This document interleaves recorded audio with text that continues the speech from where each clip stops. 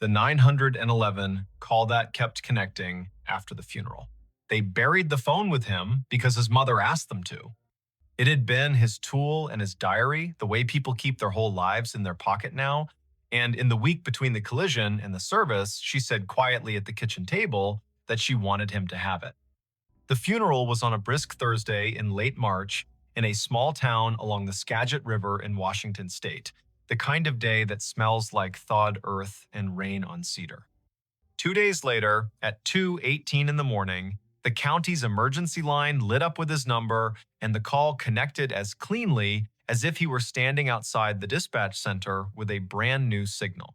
Before we begin, tell me, where are you listening from and what time is it there?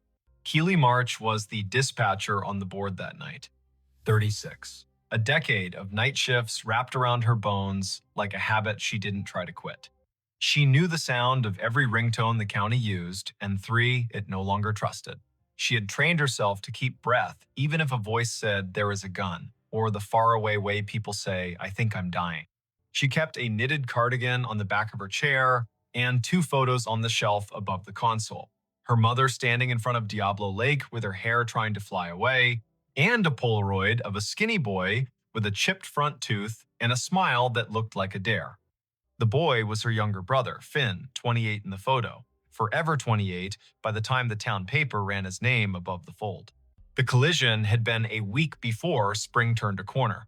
Late at a 4-way stop out by the county line, an empty log truck rolling too fast through a fog that made taillights smear into red ribbons. Finn drove a dented Civic with a cracked dashboard and an air freshener shaped like a salmon that had long since given up its scent. He worked night stocking feed at the co-op and mornings on his old guitar, composing pieces called things like Wet Pavement and The First Chanterelle. When the deputy knocked on Keely's door just after dawn that Friday, the word sister felt like a ladder that someone had kicked away. They buried him with the phone on a Tuesday afternoon because the ground needed a day after the last hard freeze. Keely held the thing in her palm before they closed the lid. Old, black, the screen spidered, and the case pocked with drops of white paint from the time they redid the kitchen. She turned it face down, as if giving it privacy inside that last small room, and she did not cry in that second. She saved the crying for the night in her car outside the Safeway lot when the radio played a song he used to send her links to, saying, "Listen to the way the kick drum makes the air behave." So when the board flashed with his number at 2:18 in the morning, when the screen read Finn March Mobile, when the console showed the tower on the hill by bird's view, grabbing his call like a father grabs a child's hand crossing a street, there was a half second where Keely didn't breathe at all. Then she did exactly what training says. She pressed the line open, put her voice in the place it knows, and said calmly, 911, what is your emergency? Silence, which is not always empty. The air bedded itself in her ear. She heard distance, a kind of wet rush the river makes when it is thinking about snowmelt. Under that, a click like someone setting a mug on tile. Her eyes went to the automatic location information and found nothing helpful. The software threw up a circle that could have been half the county. The handset beeped as if someone on the other end had put a thumb over the microphone and removed it. Then a sound arrived that she did not mistake, a short, soft, breathy laugh. The exact one a brother makes when he cannot help but find something funny, even in a room where the air belongs to grief. Keely's free hand had already found the little rosary of buttons around enter that she wore down with steady use. Her thumb wanted the panic of someone else. She kept it from that. She tried again. Can you talk to me? If you can't talk, tap once for yes, twice for no. If you are hurt, I need you to stay on the line. We are here with you. A small sound like wind through fur limbs rode the connection, then static, thin as a hair. The call timer hit 19 seconds, 21, 27. She probed the network with a key command. The number at the top of the screen did not lie, it was his. She sent a ping. The triangle on her map twitched half an inch and then flattened, embarrassed to have moved. The night supervisor, a stout woman named MrBall, who kept cough drops in a coffee mug painted with trout, wheeled her chair closer without rolling over Keely's headset cord. You good. It's his, Keely said, and felt foolish because the board already told them both. She tapped a line into the event note. Caller number displays as deceased subject. Open line, faint audio, possible misdeal from unknown handset, possible pocket dial from transferred number. Because the systems need this kind of vocabulary even when the body wants to type a prayer. The line stayed. The river sound rose and fell with the patience of a thing that had been working since the first melt in these hills. Twice the click. At 42 seconds, a voice so faint that her headphones might have invented it if she hadn't known the exact way it shaped vowels. A whisper before the word, the way he did when he wanted to speak quietly but his breath didn't know the trick yet. Key, he said. Then static erased whatever came next. She did what you do. You keep the line alive and you start the search without pretending you can command the search's heart. She thumbed a hot button that rang the on-call deputy cruising past Lyman. She opened the text box to the Fire District volunteers and wrote a plain message. Open line 911 from cell belonging to Finn March. Please stage at South Skagit Highway and mile marker 12. Listen for any audible cues. She sent it. She kept her voice in that pocket where calm is a bridge other people can cross. If you can hear me, Finn, give me anything, tap, breath, song, whatever you want. I'm here. I've got you. At 1 minute and 9 seconds, the line disconnected itself with the flat little goodbye that handsets make when they are tired of holding grief. MrBall squeezed Keely's shoulder. Not hard, just where the muscle under the blade flinches when you ask it to admit it's a muscle. Phones glitch, she said. The way you say a thing because you care about the person you are saying it to, not because the sentence is enough. It might be a number that got reassigned too fast. Or a voicemail we don't understand, or the system hiccuping. Eat your granola bar, drink your water. Keely nodded. She typed. She called the carrier and reached a support tech whose voice was young and far away and trying very hard to be the right kind of helpful. He put her on hold while he consulted screens and a script. He came back with words that felt like pebbles. The phone was deactivated the day after the funeral. The SIM wasn't live. The number was in a 30-day limbo before being returned to the pool. No activity on the account, no pings, no nothings. He suggested, gently, that older consoles misreport. She thanked him with the flat politeness you give a person who has done their job thoroughly and still left you in the same room. At 3:31, the line lit again. Same number, same tower, same ring that used to show up when he called from outside the co-op in the rain. She connected. This time, the wind sound was larger, the way a body learns to be a room for weather. She said his name. She said her name, because sometimes that helps even with the living. The whisper arrived again, under a breath that made her think of the cold. Key, he said. Key. What key? Love. Tell me where you are. She could hear MrBall pinging the deputy, already turning him around toward the bridge at Minkler. She messaged the volunteer fire chief, a man named Boone with a mustache that looked like the map of a meandering creek, and he replied with a thumbs up and the single word rolling because that is how nights with radios and riverbanks work. The whisper came a third time. Key, box. Then the line shook itself off like a dog and was gone. At dawn, she drove home the long way because the short way had too many pieces of memory stuck to it. She slept hard for 90 minutes and woke with the imprint of her headset still on her left ear. She showered and went to her mother's, sat at the table with the fruit bowl and the envelope full of sympathy cards that needed more than thanks in reply. She kept the things she needed to say in her teeth while her mother talked about potato salad and what to do with the clothes in his room. Then she let it out. Simple. His number called, last night, twice. I answered. Her mother's hand did that small pat-pat that says, I hear the pain, but I do not believe the sentence. It's grief, she whispered. It changes the way machines sound. Keely nodded, because there was nothing else to do with that sentence but nod back and put it in a pocket for later. That night, Keely traded shifts so she could be back on at midnight, the board under her hands like a piano that belonged to the county. At 2:16, she said quietly to the room with no one in it but her, don't. And at 2:18, the line lit anyway. The event timer clicked into its 1 to 2 rhythm. She opened the call. The whisper came faster. Key, box, tread. She wrote the words down in block letters out of a reflex that felt like morality. She pushed her chair back an inch. Tread, she said, like stairs, like a step. A new sound crept in around the edge of the river. A hollow drum, regular, light. Keely closed her eyes. She knew that sound. Years of middle-of-the-night responses to houses with basements and water where it didn't belong. Sump pump, she said out loud, not to the caller, not to the room, just to the fact of sound. She typed sump, pump, hum. Then another word arrived under the hum, not from the line, but from inside her own head, wearing the voice of the skinny boy in the Polaroid. Take the old key from the coffee can, sis, the one with the brass coin stuck to it. Box under the stair, third tread up, like we did when the lights went out in storms. She stood before she meant to. Maribel watched her, didn't stop her. Keely put the call on a hold that wasn't a hold and told Boone to swing a truck by her mother's house. She called her mother from the desk that sees everything. Don't be afraid, she said. I'm sending the volunteers to check the basement. Just wait for them. Don't go down alone.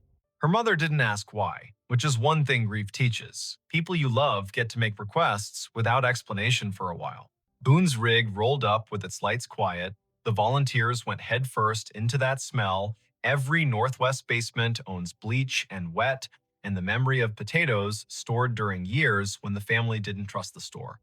Keely stayed on the line with the open nothing, her voice splinted into calm by a profession that forbids hysteria.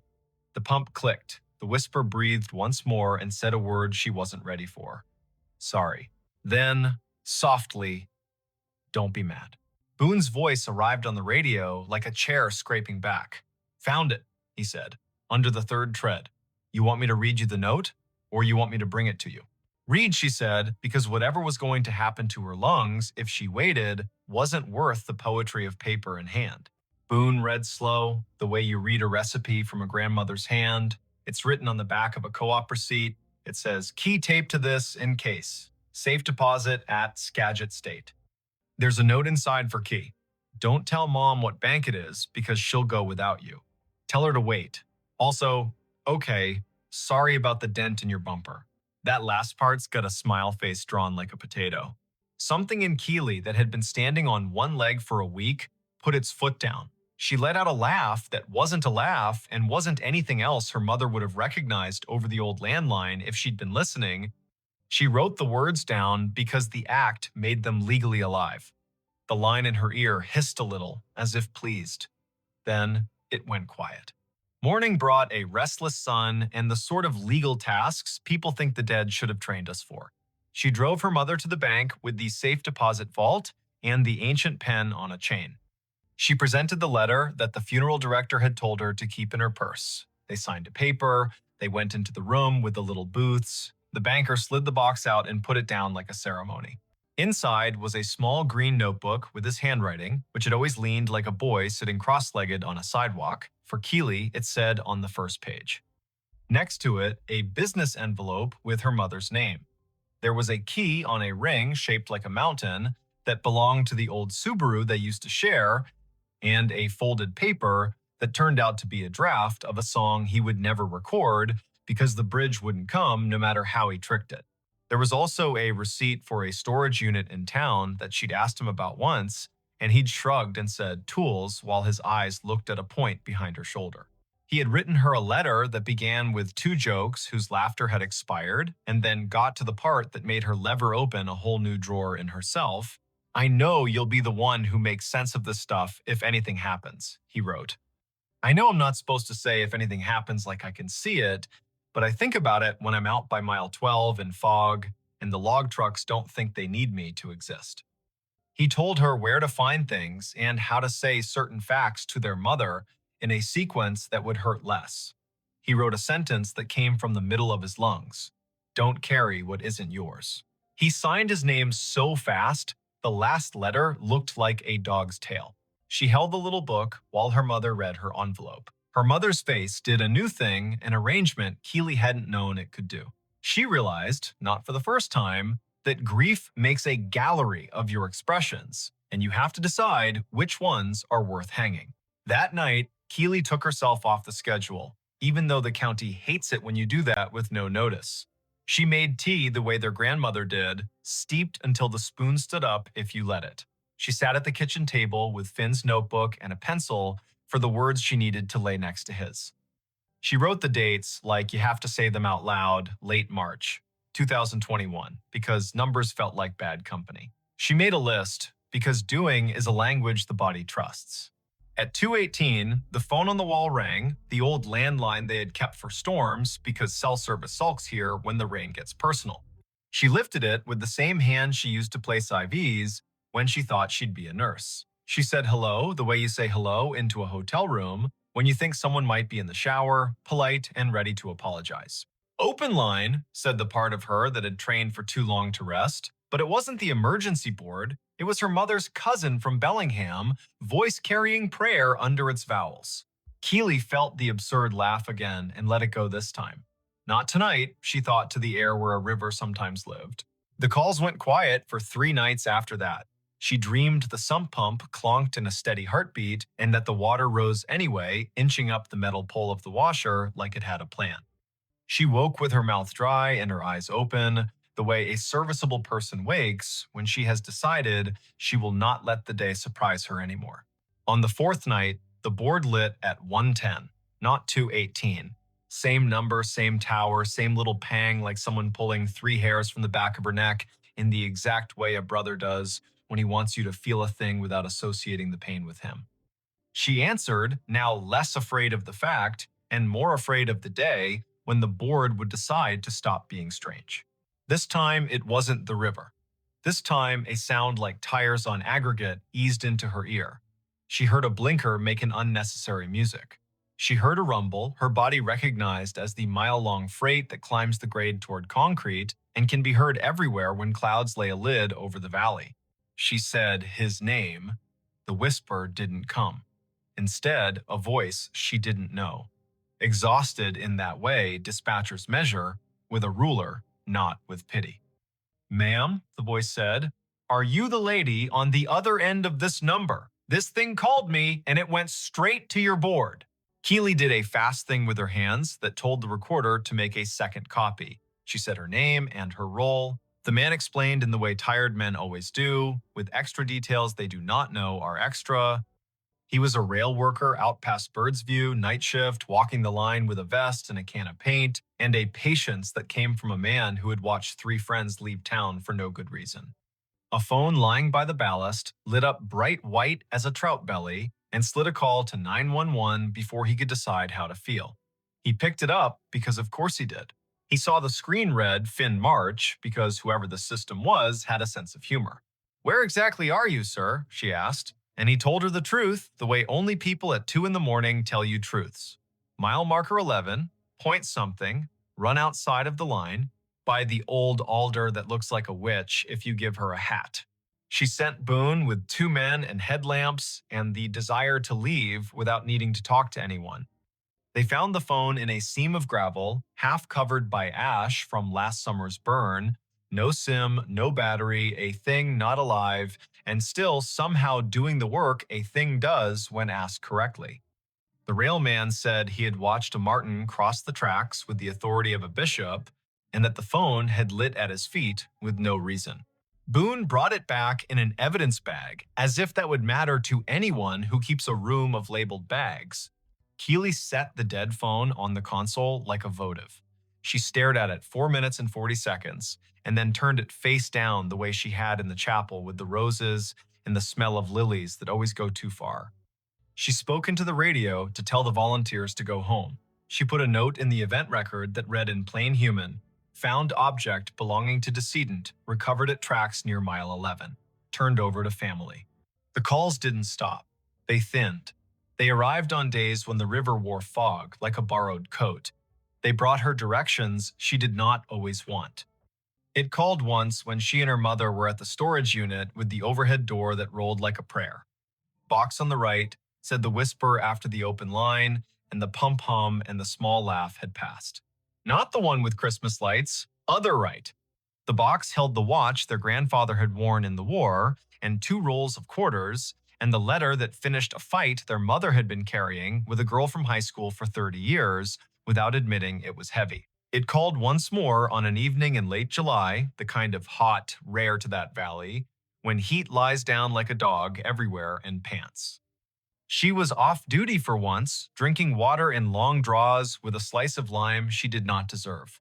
The board would be in someone else's ear. Still, she felt it. The old wall phone rang, she lifted it. Nothing. Then the faintest corridor of sound, the way a tin can telephone sounds when the string is too long.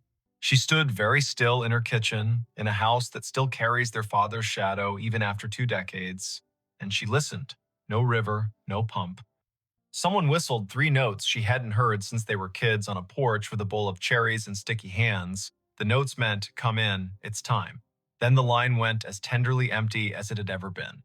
People ask her sometimes when they find out what happens on the night board, whether she believes in ghosts. She says no in the way a person says no to a question that tries to make a movie out of a documentary.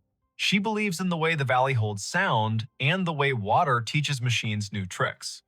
She believes in the habits of grief, which include calling you at unreasonable hours and asking you to find objects on shelves you didn't label. She believes in the way certain names carry weight in certain counties and in the way good men hide keys in obvious places because they want the right person to find them without feeling tricked. If you listen for a moral here, you will miss the point and the point will not be angry. It will go on being a point without you. Keely goes to work, she works. She keeps the cardigan on her chair and the photos on the shelf. She answers calls from people who are alive in the cracked ways the living are alive, and she sends help, and sometimes the help is in time, and sometimes it is in time to witness the end of something. She eats her granola bar. She drinks her water. She drives home the long way if the short way tells a story too loudly. She keeps the dead phone in a drawer that sticks a little on humid days. She tells the story to exactly the right number of people and then stops.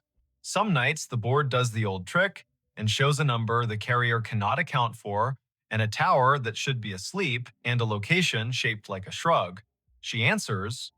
She says the words she has said more than any words she will ever say. 911. What is your emergency? If all that comes back is a river being a river, she lets the line stay until it learns how to disconnect. If a whisper says key or box or sorry, she says the truth in the voice that has led more people back to themselves than the county will ever know. I've got you. We'll figure it out. When she passes the graveyard on her way to the early shift now and then, she rolls the window down and checks whether the air smells like cut grass and stone or like lilies someone should have watered more recently.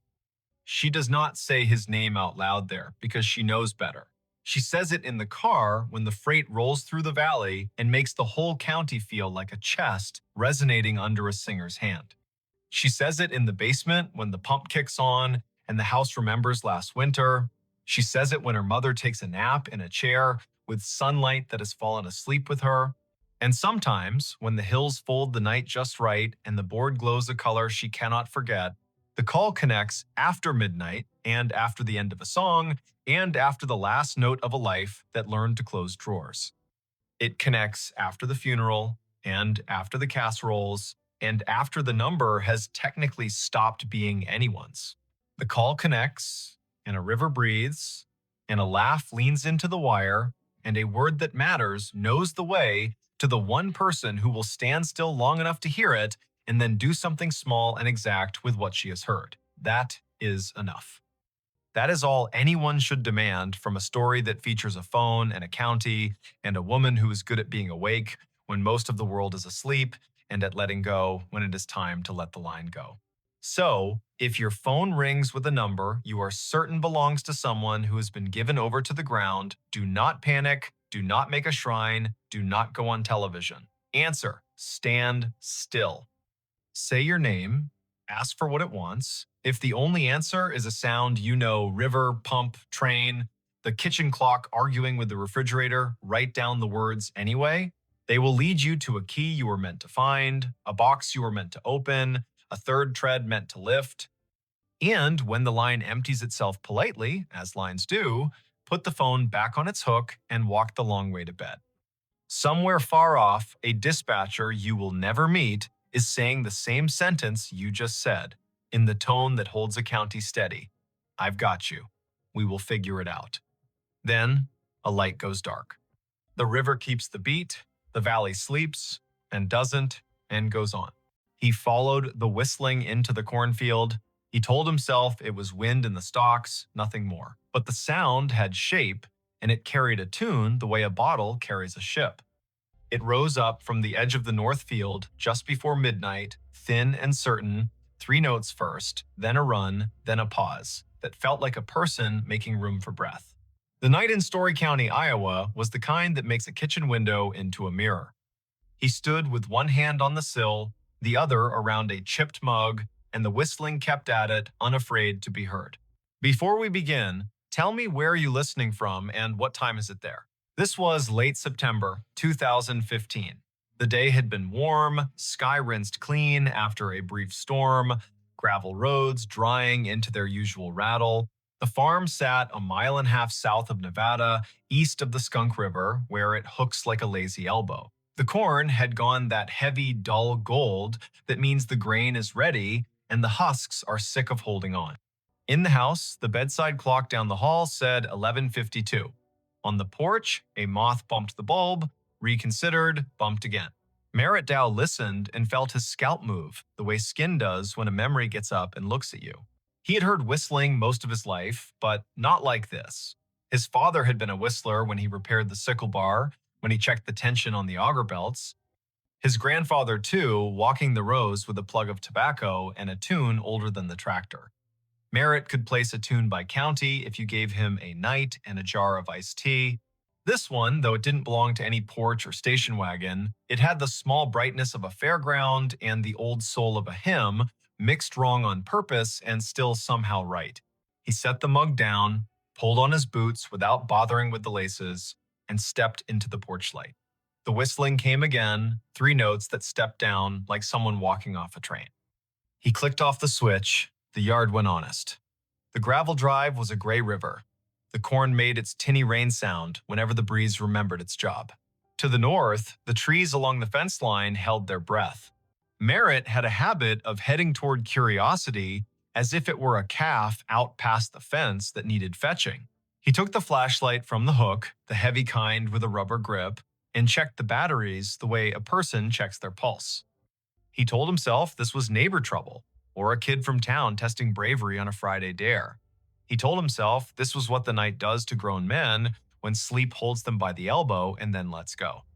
He told Dinah, the old collie, to stay. She licked once, turned in a tight circle on the porch rug, and stayed. He crossed the yard, past the big maple that had survived lightning by pretending it hadn't happened, and stepped onto the headland by the north field. The first road took him in like a store's door chime. The stalks were tall and dry, leaves bent into knives. The ground was soft from last week's rain and held his boot prints as if for reference. He waited for the whistling. It came from farther in now, or the rows had changed the way sound bends when it's forced to choose a path. He chose a path. He took row 18, the one that ran with the slight slope and the way water teaches roots to drink. His father had run the planter careful this spring, GPS straight when the signal behaved, by eye when it didn't. Row 18 should have held like a rail. The stalks pressed against his sleeves. The flashlight beam drew clean wood into the dark leaves, bleaching white, silk like old hair, dirt a puzzle of last year's husks, and this year's pennies of mud. The whistling stopped. He stood still. His breath sounded like someone else's in the mask of leaves. He tasted dust. He listened until listening felt like a rope he had to keep from dropping. Farther north, down toward the low spot by the drainage tile, it started again, only louder, as if the person had turned their head and decided the audience was worth the effort. Merritt moved. 3 rows over, the tram line cut across, a packed strip where the sprayer had gone in June. He took it. The corn arched overhead, leaves flicking his ears. Spiders had slung long theories between stalks. He broke them and apologized in his head. He had walked this ground every day for months, and the ground had said yes like a friend. Tonight, it felt like a cousin, a person who loves you without being sure what to do with you. He reached the low spot. The field dipped and turned its face toward the tile that ran down to the ditch. The air was cooler here, lined with the smell of black earth that keeps secrets for centuries, because that's what it was paid to do. The whistling had gone softer. A trill rose up like someone trying to make light of an apology. Merritt swept the flashlight sideways. The beam caught the blue reflection of something small and glassy. He crouched. A marble. Blue, with a pale ribbon curled inside, half under a leaf. He touched it with one finger and felt the way glass feels when it learned patience waiting inside a pocket for its chance. He stood, and the beam hit another, green this time, lodged at the foot of a stalk. He put them both in his shirt pocket without thinking which pocket meant past and which meant present. "Hello," he said. The field appreciated the effort, if the small answering hush meant anything. He wasn't the kind of man who called out names into a place that did not have names to call back. He was the kind of man who waited and then took one more step, the way you do with cattle that have decided the gate is optional. He took one more step. The ground had a memory. His boots sank an inch, then two. He pulled up. The mud let go with a sound like a low laugh. The beam found a scuff in the soil that wasn't his. It had rained the day before, a polite rain that brightened the world and left. Tracks should be fresh. This mark had a sharpness to it he didn't like. He aimed the light again. The scuff came to a point. Not deer, not raccoon. A toe of a boot slid sideways and corrected because the body above that boot had decided to remain upright. The field held that story and did not mind telling it. The whistling kept on. It moved east. Merritt moved too, allowing the rows to push him into the old waterway nobody planted because it cost more to argue with a ditch than to go around. He hit the bank and paused. The sound was close enough now to feel the mouth that made it, the slight wet at the end of notes, the breath through teeth. Above the ditch, on the fence line, a scarecrow leaned into the moon like he had been invited. Merritt had dressed him in a flannel shirt in July to keep the birds from laughing outright. Now the shirt's checks looked like an argument. The hat had blown off sometime in August. The steak had a twist in it the way wood does when it was alive and insists on a personality after. The scarecrow whistled. Merritt's body did not move in the way of cartoon men. He did not jump. He did not fling the light so hard the beam went to the stars. He stood, the way a person stands when what he sees insists on being nothing but what it is. He put the light on the scarecrow's painted mouth. The paint was flaked, the smile wrong on purpose. His father's old gloves were nailed to the crosspiece, fingers bent into permanent work. The straw at the neck had learned the shape of wind and refused to unlearn it. The tune came again from behind the scarecrow, clipped by fence wire and field. He played the beam along the fence. This line had been his grandfather's. His father had repaired it across 3 winters, one staple at a time, using a hammer that had bent 100 nails and 100 more. Tonight, a single strand lay loose between posts, a neat cut at shin height made by someone who liked clean work. Beyond the fence, the other place. Neighbors in the country are closer than people in town and farther away.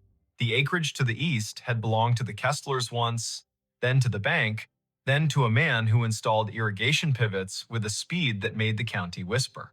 Then it's Saturday. The pivot circle kept a gargoyle symmetry in the daylight and turned to bones at night. The whistling came from inside that circle, not far, an invitation or a dare. Merritt climbed the fence by habit and dropped into the tall, ragged grass beyond. His flashlight skipped over metal. The pivot tower rose where the corn had been cut early for silage. A ladder led up to a catwalk that had not been used since a summer of drought and cheap diesel. The sky put someone else's stars over everything. Under the ladder sat a cooler the color of a toy, lid askew, ice melted into a cold thought. 2 bottles lay on their sides. The labels had lost interest in staying on. He touched one. The glass was warm, warmer than the air deserved. He called out again, a different word this time. "Friend." The whistling answered with the same run of notes. He followed the sound around the base of the pivot. His light found Cobb's nod down to the spindle by raccoons with principle. He found a folding chair with only 3 of its 4 screws willing. He found a playing card gone into the dirt, face down forever. He did not find a person. The corn from the other side rustled, a polite cough. He turned. A taller shadow leaned out from where two rows had been pushed apart. The flashlight found denim, boots, the hem of a coat cut square. A hand. The skin had the tint of rural men, year-round, sun-washed, wind-scoured. The fingers were long and still. The hand did not wave. "Evening," Merritt said. He stepped closer. The shadow stepped back. The hand slid into the rows, as if hiding from a photograph. The whistling receded down an aisle of stalks, clean and straight as a hallway. He went after it. Later, he would say he never chose to follow, and he would not count that as a lie. The rows insisted. The sound invited. The night did what it always does when a person leaves a safe light and enters a place built to fit bodies only one at a time. It made a mouth and decided whether to swallow or to speak. The field spoke directions in leaves. He followed until the path tried to teach him regret, and his feet refused to be taught. At the heart of the pivot circle, the ground sank another foot. He stumbled once, caught himself against a stalk so dry it cut his palm in a clean straight line. He swore, quietly, with vowels only. The whistling had slowed. It drew out a single note and hung it in the air as if asking him to name it. He named it Unkind. He turned off the flashlight. Dark held him like water does when you slide under and open your eyes. The field went black, then not. The sky had its thin light, the stars arranged their patient omissions. The rows were no longer alleyways, exactly. They were sentences. A breeze moved through and added commas. He stepped forward into a word, then another. The whistling stopped. He waited. He could hear the pivot tower creak, a metal thought adjusting. A truck moved way off on County 18, 3 miles at least. Tires with thick voices, a man's radio too loud in the cab because the night drives its price down for everyone. He waited until the waiting was its own problem. He reached for the flashlight. The beam hit denim again. Close. A shoulder. He yanked the light up and met a face. It was not a face he knew from today. It might have been a face from a photograph under glass at the county fair, past names, eyes poured in. The hat was the wrong cut for now and the right cut for when hats were more than hats. The eyes adjusted to light with the slow patience of a barn cat in a doorway.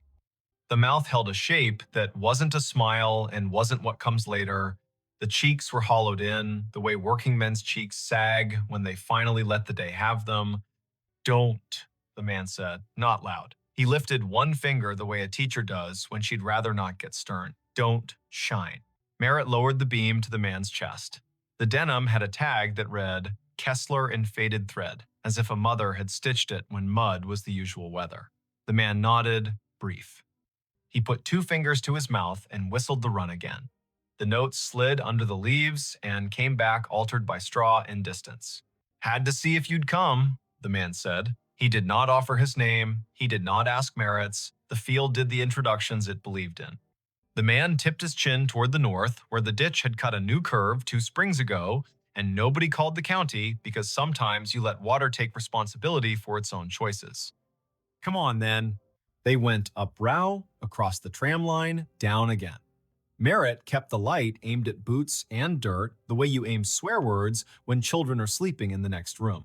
The man's hands brushed the tassels as he went, leaving no sound. The field learned him and forgot Merritt in the same breath. They crossed into the neighbor's back 40, and the soil changed, darker and more confident.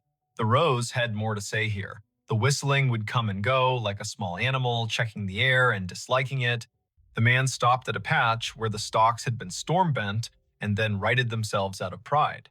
He crouched, hand out, palm down, on top of a flat stone that had no business on this ground. The stone was square. It held an iron ring in one corner. He tapped it. The sound returned like a jar lid. "Used to be a storm door," he said. "For the root cellar. They built the house up there." He flicked his eyes toward where the stars thinned and the silhouette of a ruined chimney picked its teeth on the horizon. "Tornado took it in '54, you know that." Merritt nodded. He had heard the story. The county leaned on that year. It changed the way people believe in roofs. 3 days after, the man said, setting his palm to the stone like a pledge, "My brother thought he heard whistling here. We believed him because he was the kind of boy who told the truth, even when it meant he had to walk back and fix something. He followed it. Everybody followed it. Men with boots and women with cakes and ropes and tubs and a feeling of the back of their necks being breathed on. We pulled the stone up, we brought lanterns. It goes under like a snake down there. The cellar does. We didn't find anyone. No boy, no breath, just apples rolling because that's what they do when people die. Things keep their job anyway. We closed it back up. Weather put a shoulder on it. And now, he stopped. The whistling came, this time from under their feet. It rose up through the stone like a trick, thin and mean and a little proud, a tune that went square, then wandered off the edge. The iron ring shook against its socket with a burr. Merritt felt the hair along his forearms ask for a vote.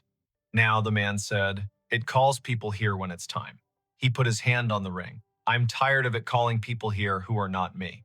He lifted. It did not rise much. The hinge had rusted itself into religion. The man looked at Merritt, not pleading, exactly, not persuading. He looked like a person offering you the end of a sentence the world has been running too long. Merritt set the flashlight down on its base and got his fingers under the corner. The stone was heavy-hearted, more weight than mass, the kind of weight that comes from being asked to hold back a story. They lifted together. It rose an inch, then two. It settled on a ridge of broken brick. The smell answered before the dark did. Apples, old and bitter, work that had gone on without supervision. Cold earth that had kept promises by crushing them. A draft moved across Merritt's knuckles. It took his body down a list to be sure each part remembered what stand means. The whistling ran up inside the gap and out. It had volume now. It wished it had a throat. It would have stopped if someone had blessed the night right then and said, go on to sleep. No one blessed the night. Merritt and the man held the stone a second longer, then eased it down onto a stick propped like a tired knee. The gap held. The dark inside threw itself at their eyes and bounced back, patient.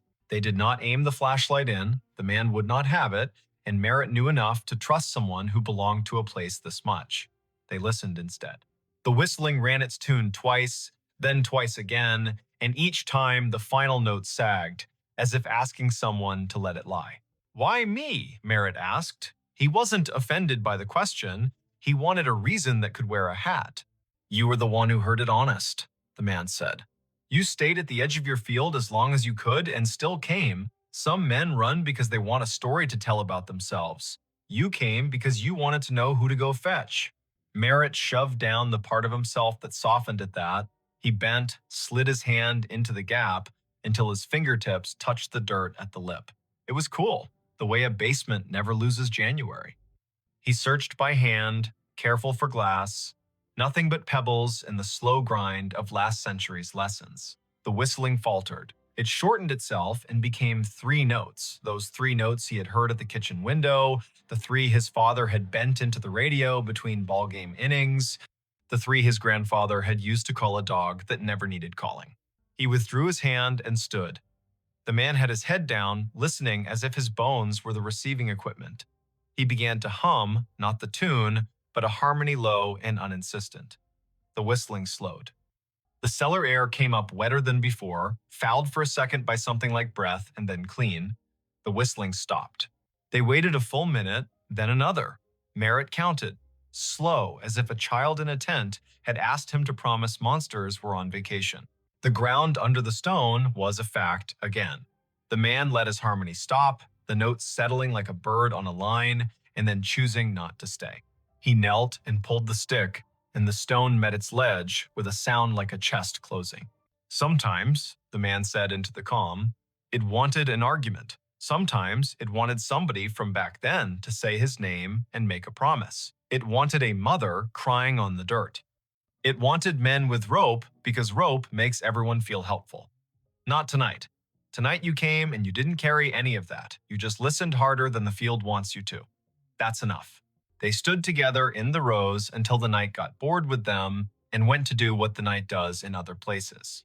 The pivot sighed and remembered it had bearings, not opinions. The ditch water moved on its way, not fast, not slow, never wrong. A coyote put a sentence into the air and another answered, and both sentences agreed to end where they did. The man tipped the brim of a hat he wasn't wearing and turned back into the corn. His boots made no more sound than a thought that knows its limit. Merritt found his way to his own side of the fence. The cut strand had not healed. Fences need hands. He climbed and dropped into dirt he had paid for with 3.5 decades of rain and frugal Sundays. The scarecrow leaned the same way. His flashlight picked out a nail that had worked proud where a glove met wood. He tapped it back in with the handle, the small sound a hope. On the porch, Dinah lifted her head and thumped her tail twice. He sat on the steps and watched the sky unspool its last thin silk. The clock over the stove in the kitchen read 1:42. A local freight passed through town without asking anyone's opinion. The night had its usual old chair smell. Merritt took the marbles from his pocket and rolled them in his palm. He did not take them in the house. He set them on the porch rail, 2 small moons that decided to belong to weather again. He slept in the chair by the door with the light over the sink left on because he was still old enough to do what his father had done and still young enough to want a reason for it. In the morning, his neighbor from across County 18 pulled into the drive with the casual angle of men who do not use turn signals because everybody already knows where they're going. Otho Vale had the kind of face that had learned to tolerate sunlight and other people's plans. He stepped out, looked toward the north field, then at the porch where the marbles caught the first slant. He paused.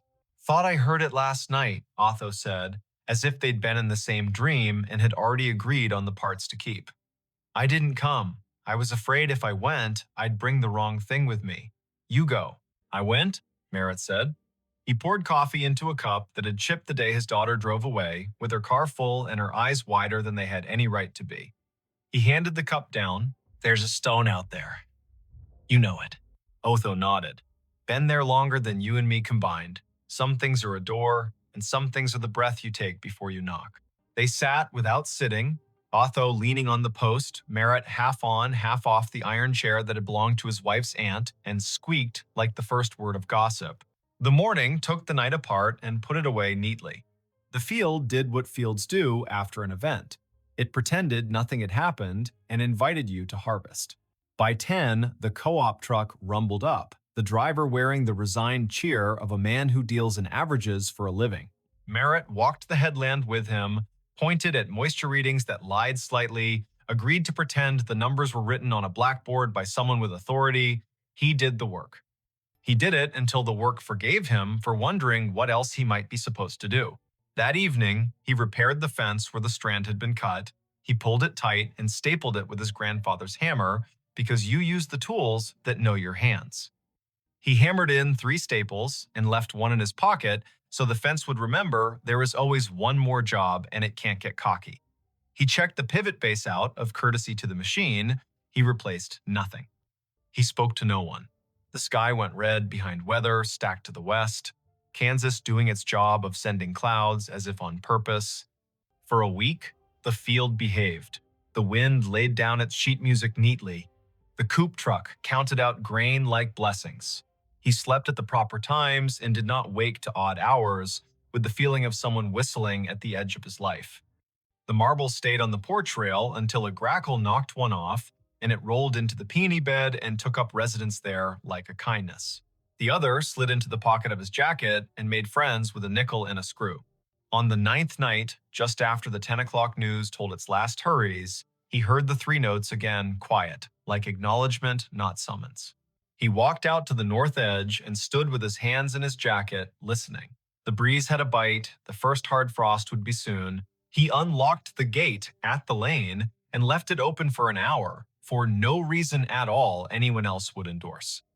He closed it again out of habit and walked back slowly, because a person should walk slowly sometimes or the land will feel cheap. He did not go back to the stone unless the sound asked, and it did not. He did, however, leave a small jar on the porch rail next to where the marbles had Saturday. It held nails, the good kind, old, with heads like pennies. Every day when he came home, he put one in his pocket, and every day when he went out after supper, he took one back to the fence line and put it in a coffee can under the scarecrow's torn shirt. Nobody told him to. He liked the weight exchange. He liked that fences need reminding, and that the world is not improved by a man who ignores a slack line because his thoughts are more interesting. October reached both hands across the month and pulled. The trucks came and went. The harvest went well enough that he stopped thinking about what could have been if it had rained 4 more afternoons in August. He slept, he woke. The whistling did not return in any way that made him leave his chair. He began to tell himself he had imagined a portion of it, as a man will do when a thing does not ask for money or apologies. Near Halloween, his daughter called from Cedar Rapids, a night shift at the hospital, voice folded with fatigue and the kind of joy that remembers to leave room for the day. He told her about the fence and the harvest and the brakes squeal on the auger wagon that he had decided to live with until January. He did not tell her about the cellar. He would, maybe, when she brought the little boy down for Thanksgiving and they stood by the ditch and talked about frogs like a miracle. He would, maybe, if the field asked them both. In late November, after the last corn went into the bin and the bin talked in its sleep, the county put on its winter color. The field showed ribs, the ditch showed its honest bottom. The wind took one of the scarecrow's gloves, and Merritt did not replace it because some things are beautiful at half done. He walked every line of his ground one afternoon with the sun low and the temperature willing. At the fence, by the pivot circle, under the coffee can where he had been giving the fence its nails, he found a small thing. A train ticket for a child, maybe, not used. Edges scrolled by, damp and patience. The print read, Nevada to Ames, 2 bits. He turned it over. On the back, someone had written 3 notes the way some people know and others never will, little ovals marching up and down a ladder of lines. The ink had migrated slightly into the paper, the way memories do in older heads. He put the ticket in his pocket with the nickel and the screw in the marble that had refused the peony bed. He looked toward the stone without moving his face much, because a person does not want to give a field reason to brag. He said thank you into his jacket as if the cloth were a helper. He walked home. Winter did what it does. It scoured the county down to the essentials. It made the roads into suggestions and the kitchen into a chapel. It put the sound of the furnace into his bones and the number of snow shovels in the garage into a bigger argument than necessary. The whistling came once or twice in a blow that turned the mailbox into a hooded thing, and when it did, he stood at the window and let it be. The way you let a neighbor sing one verse of a song you only half like because he is your neighbor, and you hope the reverse is also true. When spring returned, hesitant and then reckless, he walked out to the stone once in daylight. He stood there like a person does when he's about to open a letter he has already read. He put his hand on the iron ring, and the ring chose not to move. He felt only cool metal and the idea of a door. He said the name of the boy he thought must have once practiced whistling there, not loud, not soft. He thanked the man with the Kessler tag for nothing and for everything. He went home and planted, because that is the part of the story a farm writes to remind itself the ending belongs to the ground and the beginning belongs to the same. If you ever hear 3 notes carry clean from a field at midnight, and you are the kind of person who can tell the difference between wind and a message, remember this. The first step into the rose is a promise. Don't make it if you intend to perform yourself for the dark. Bring only your boots, your breath, and your willingness to be the person who will go fetch, not the person who will tell about fetching. Don't shine your light straight into old places unless someone who belongs to them asks you to. Lay your hand flat on what needs closing. When a tune that has wandered too long finds its last note, let it. When a door that has been heavy learns again how to rest, do not hire that door for different work. There are states where cornfields wear their ghosts like belts. There are ditches whose water knows the names people set into it. There are stones that have been held down by weather and held up by stories. There are men who can whistle and men who cannot, and both kinds do well if they listen. And sometimes, in a county that owes as much to wind as to family, a man with a flashlight and an old dog asleep on the porch will follow a tune into the rose and come back, having left something that doesn't need his hands anymore. When he sits down again, the chair will squeak in the key the field prefers. The kitchen clock will softly argue with the refrigerator about seconds. The night will soften him on its slow wheel. The next day, someone will wave on County 18 without lifting a hand, and the answer will come back exactly right.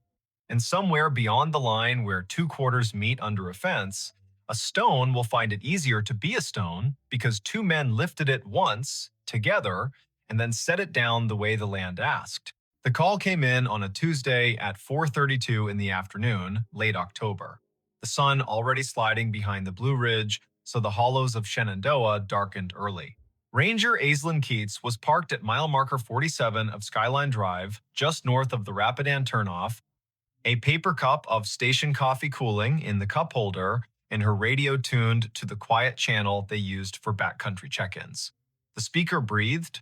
Static arranged itself into a voice that did not sound like any of her crew. Before we begin, tell me, where are you listening from, and what time is it there? Aislinn turned the volume wheel a notch. Out the windshield, the ridge was drawn in crosshatch, oaks and hickories going copper, the sky a pale thing you could scratch with your nail. The voice came again, precise, as if it were reading off a card. Fox Hollow Base to any unit on the east slope.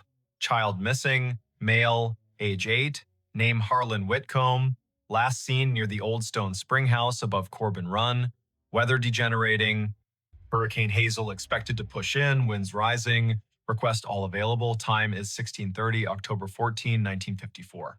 The radio clicked off into snow. Then, faintly, the same message, identical down to the breath before the name. Aislinn stared at the handset. Their base was called Piney River Dispatch. Their tower names were Pinnacles and Hazeltop and Big Meadows. No one in the park had used Fox Hollow for decades. Her training cracked its knuckles. She keyed the mic. Piney River to unknown unit. Say again. Who is calling Fox Hollow Base? Silence laid itself over the car like a thin blanket. Beyond the glass, a crow moved from one bear snag to another as if demonstrating a diagram. The wind was a steady push from the southeast. Hazel. The word gave the hairs on Aislinn's arms ideas. She stepped out and let the door swing shut. The air had that warm edge you get before a storm that started somewhere else. Leaves chased each other along the asphalt, then lay down. In the trunk lay her day pack, a spare radio, and a copy of a paper map creased along the places everyone folds them. She slung the pack, checked battery levels, turned the spare to scan. The main radio kept its sulk. The spare found chatter from Big Meadows about a flat tire near Lewis Mountain, then returned to quiet. The old voice did not return. Aislinn keyed in to dispatch. Piney, Keats at 47. I caught a transmission, sounds like a vintage call.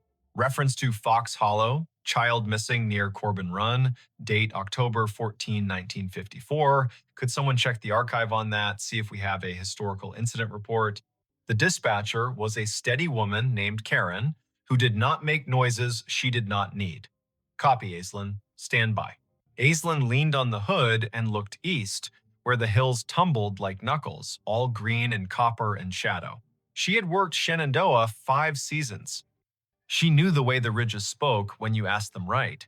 She also knew radios lie sometimes, bouncing off ducts of temperature and skipping across layers of ionized air like stones.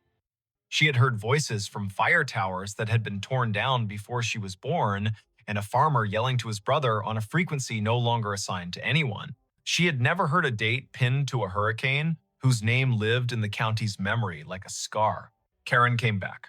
We have a typewritten Keats, Incident 1954-H, filed at Piney River.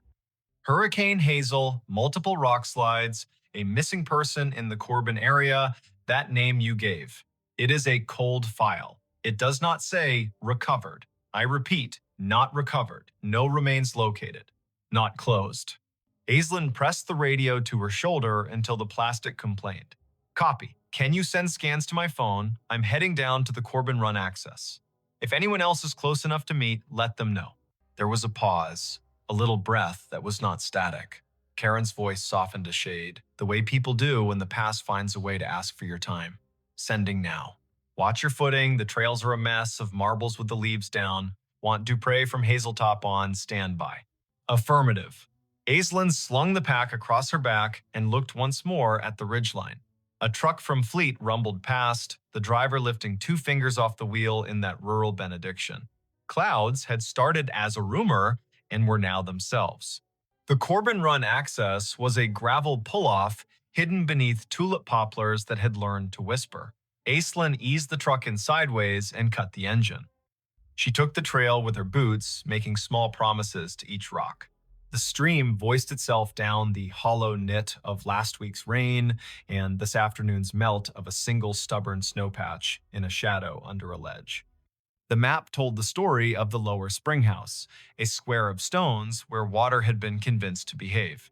Above it, a ledge with a scatter of quartz chips, the leftovers of older hands doing older work. Aislinn kept an ear on her radio and the other on the creek. She caught the place where a trail forgets itself and becomes deer.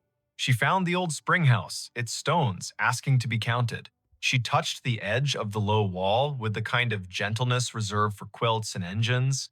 She did not say the boy's name. The afternoon pulled its shoulders in. The radio breathed again. Same cadence, same careful voice. Fox Hollow base to any unit on the east slope. Child missing. Harlan Whitcomb. Last seen near Stone Spring House above Corbin Run. Weather degenerating. Request all available. Time is 16:30. October 14, 1954. Aislinn shivered in the warm air. Her eyes went to the spring house and its square of shadow. She moved the beam of her headlamp across the stones, not because she expected to see anything, but because light can sometimes rewrite a sentence the land is trying to say. The beam found a length of rust half buried in the moss along the back of the foundation, thin as a butter knife, with a clip and a circle at one end. She crouched. A whistle. Army surplus by the look of it. She teased it free, the moss unwilling to let it go. The metal had pitted and softened into a river-colored thing. She wiped it once against her sleeve, then regretted the act. Her radio clicked and made a sound she had not heard in years, a squelch from another era. Karen came back on. Keats. Dupre is on the way from Hazeltop Tower, 20 minutes if the drive is kind. Archives show the boy was last seen by his father near the spring house, yes. The father left him to fetch his jacket from the car. Weather shifted, heavy gust pushed through, child gone when he returned.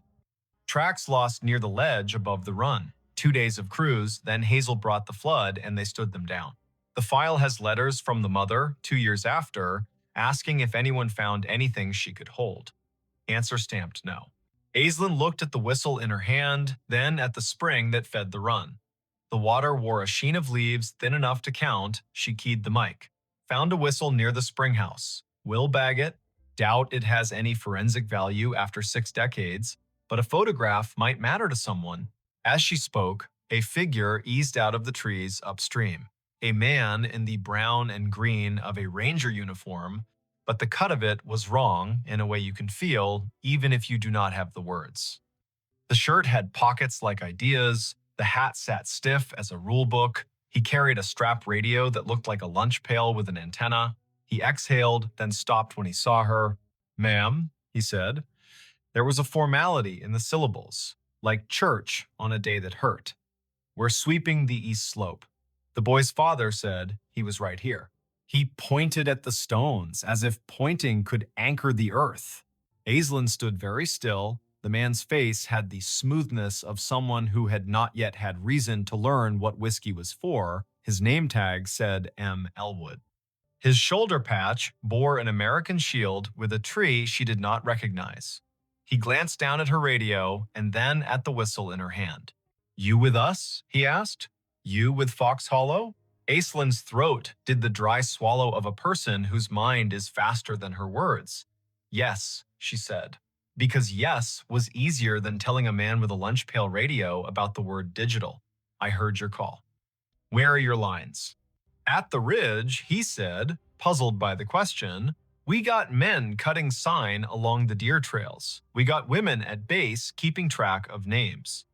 The disaster man out of Charlottesville told us Hazel will give us until dawn and then gone." He looked past her to the ledge, his jaw a small square against the warm air. "Mother is at the church in Syria, not the far one, the one with the bell rope that sticks. She keeps asking if he had a jacket. She wants the question to be a fact." A gust moved through the trees on some business of its own. Aislinn felt the air change around the bones of the rocks. The man looked at her again, and the little muscle at the corner of his mouth twitched. Your radio, he said. You get this out to anyone else. Yes. We have a tower at Hazeltop. They know. Someone is coming. Good, he said softly. Then he put two fingers to his brow, an old salute done halfway because distance is difficult to respect when the ground is asking for more of you. He stepped past her, boots exact on the damp leaves, and moved toward the ledge, listening with his face. He put a hand out as if to feel a draft. His outline lightened as if the warm air had decided he belonged to it. The forest made the sound of a coat hem brushed along a pew. He was gone. Aislinn stood, her hands empty now that the whistle had weight inside a bag. She did not call after him because naming a thing makes it pick a room and leave all the others. She climbed the slope above the spring house, careful, testing each foot. The ground showed her where it had let go before. The soil had slumped sometime between 1954 and now a scar that trees had tried to stitch. She scoped along the edge and thought about the father leaving for a jacket, a boy with a whistle and a spring that talks even when wind tells it not to. Dupre's SUV nosed into the pull-off as the last of the light left, and the storm made its speech. Jericho Dupre had shoulders like a doorframe and a way of stepping onto ground as if asking permission. He carried two headlamps and a calm that turned wind into a task rather than a threat. You heard it too, he said, by way of greeting. I did, twice. Then it came again down at the spring house. I found this. She held up the bag. The whistle swung on its string, dull as an old firmament. He took the bag and looked as if it could tell him how to think. He listened. The wind pushed down the hollow. The radio hissed, then thought better of it. He nodded at the ledge. If it were mine to write, he said, I would say, slip. The file says gusty before hazel. A child with a small sense of infinity walks the line twice to see if the sound changes along the water. It does. He steps where the deer stepped, and the hill remembers it owes the river a favor. Aislinn told him about the ranger with the lunch pail radio. Jericho had been in the park long enough to have a story for everything and to respect none of them fully. Fox Hollow was an unofficial name for the old maintenance yard near Syria in the 50s. He said, the way a person does when they are agreeing with the possibility of a ghost to be polite. There is a cinder pad there with the marks of 4 posts, like a tower. The radios would have been handsets the size of a Bible that could make clouds sound like news. People back then wrote reports thick with nouns. They did not trust adjectives unless a man had bled. He held the bag with the whistle for an extra breath. He set it in his crew pocket. They searched until rain made the ground decide to be a different kind of ground. In light from their headlamps, the trees stood at attention, counseling caution. They ran a short line grid above the ledge, more to be able to say they had used the dark well than because they expected the earth to give up a long-ago truth for free. At 9, the radios called them home before the lightning made the argument personal. Karen met Aislinn at the office with a printout. The file had been scanned, crooked, and the edges were black, where the copier had tried to keep history from fraying. The incident commander's name was printed in a firm hand, M. Elwood. A note in the margin had been added later in pencil. Mother moved to Luray in 67, father deceased, no closure letter sent. The pencil note was signed with a small initial A and a dot. Aislinn slept at the bunkhouse with the radio on her nightstand like a dog. She dreamed that paper flapped along a clothesline strung between trees, and she walked the line, reading every letter, her feet lined up on the rocks of the run, the paper turning to leaves as she read. At 3 in the morning, she woke to the noise a storm makes when it finally accepts its job. The world beyond the window went white, then black, then white again. She turned the volume down to half. She watched the rain write gloss on the sill. The radio stayed quiet. At 10, the day pulled itself together into rags. Aislinn drove down to Luray to a blue house where the porch had a swing, and the swing had 2 cushions that had learned how to be rain. She had a name from the file and a phone number that still worked, to her surprise. A woman in her 80s opened the door with the careful welcome reserved for officials who might be good news or could be kind even if they were not. I am Aislinn Keats, she said, ranger with Shenandoah. I am here because a storm pulled a thread and we saw where it ran. The woman corrected her posture and straightened the collar of her cardigan as if a story would take her picture. My name is Tilda Whitcomb, she said. We did not know how to leave him there, so we stayed. I have a loaf of banana bread that forgot the raisins on purpose if you are the kind of visitor who does not mind crumbs. Aislinn sat at a round table so clean it looked like a rule. The banana bread was honest, the tea was strong. Tilda put her hand on the tablecloth and kept it there as if the cloth would be steadier if it knew she was not going anywhere.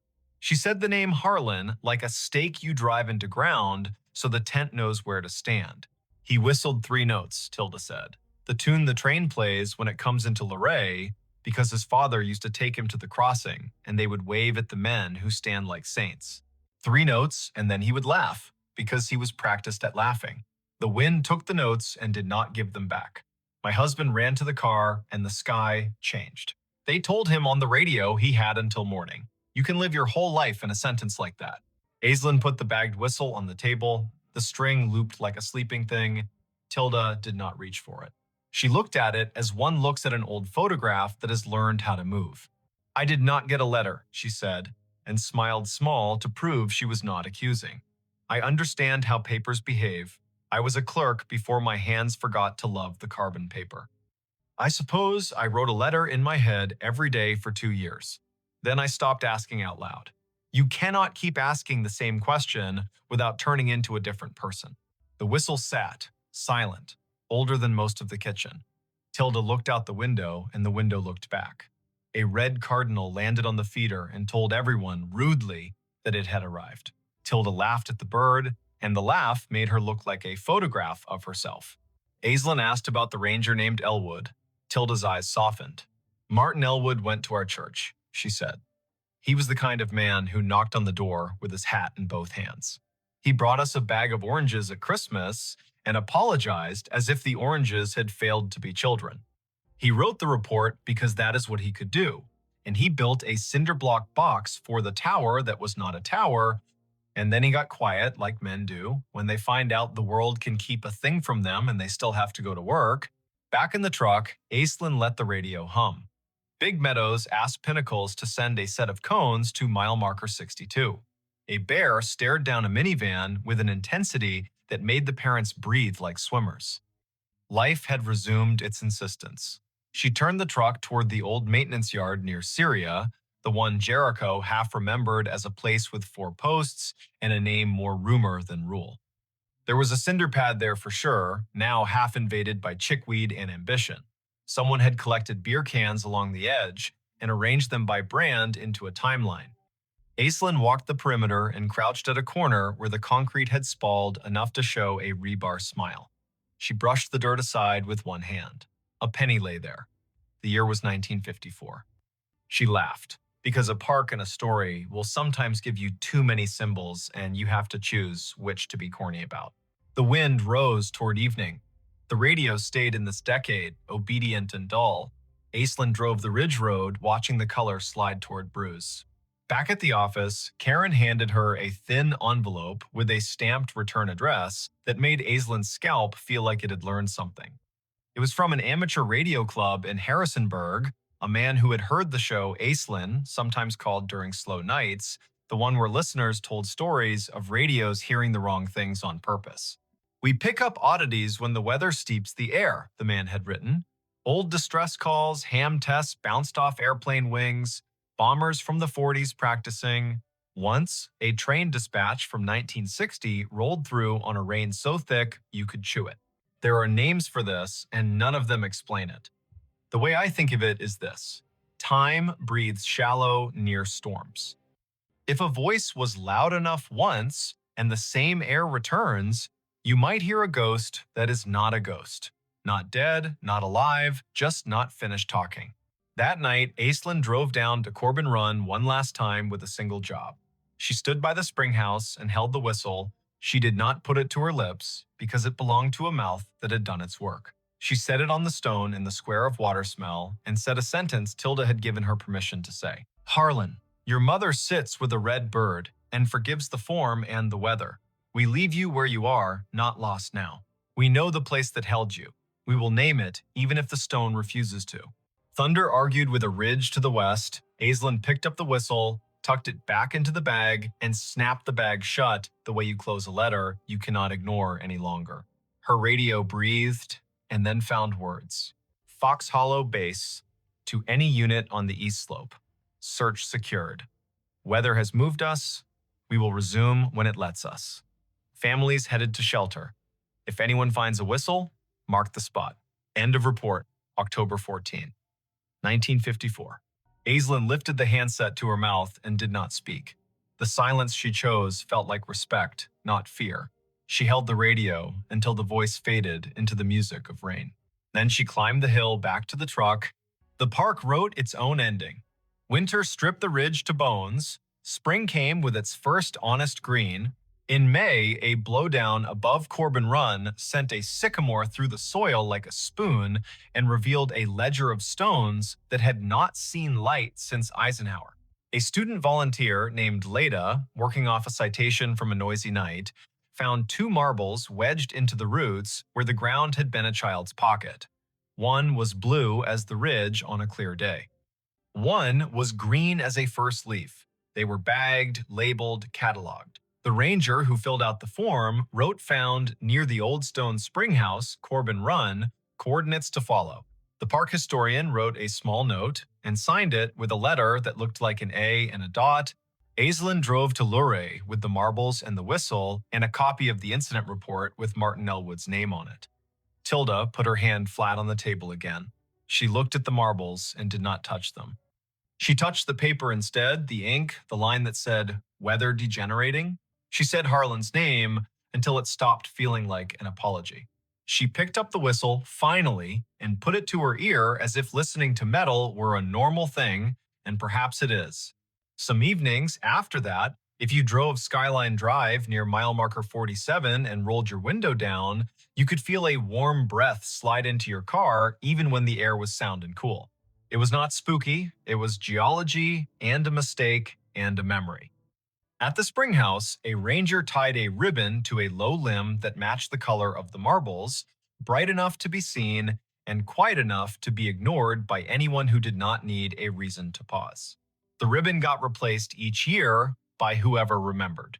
Martin Elwood's name found its way into the little museum at Big Meadows on a card next to an old lunch pail radio and a photo of the old Fox Hollow cinder pad with 4 ghostly post holes. Next to it, a thin slice of paper, a carbon copy of a letter whose original had been lost. The letter said, "Dear Mrs. Whitcomb, we are sorry we did not find your boy to bring him home. We did not stop looking until weather and hope told us to stop. He was last seen by the spring house that feeds Corbin Run. If you come to the park, a ranger will show you the stones." The letter was signed in a hand that did not know how to be neat and still be sincere. M. Elwood. Every now and then, on the radio, in the kind of weather that puts a lid on the hollows and makes the ridgelight a ghost, Aislinn would hear a wash of sound that reminded her of a man with a careful voice calling to his crew. She never keyed the mic until it faded. She let the air finish its sentence. She would step out of the truck and breathe the warm breath held in the cut. She would look toward the run that kept talking to the river under the leaves. She would say what she had learned to say when a story meets a place and refuses to end, just because the people in it have "thank you" quietly to the air. Then she would drive on, a little slower than before, as if a child were walking along the edge of her attention and she had decided to step back from the edge too. If you are listening from a place where the weather is steady, imagine a ridge crouched under a storm and a voice from a year you have to say out loud, not with numbers, but with breath. 1954. Hazel. Fox Hollow. A boy with a train's 3 notes in his mouth. A ranger with a lunch pail radio who pressed his fingers to his brow as if holding in his head all the ways a hill can keep a thing. Imagine the way a whistle feels in an old hand. Imagine the way a mother sits at a table and forgives a paper for being paper. Imagine the square of stones where water has no choice but to tell you where it is going. Then, tonight, when your own house makes its old noises and your clocks tame the hour into a number, let 1 minute expand for a voice that is not finished. Listen the whole time. Let the warm air pass across your face and do not name it. When it is done, say thank you and mean it. Then go to sleep. The hills will keep watch. The radios will behave until they do not, and even then, what they bring may be kinder than you fear.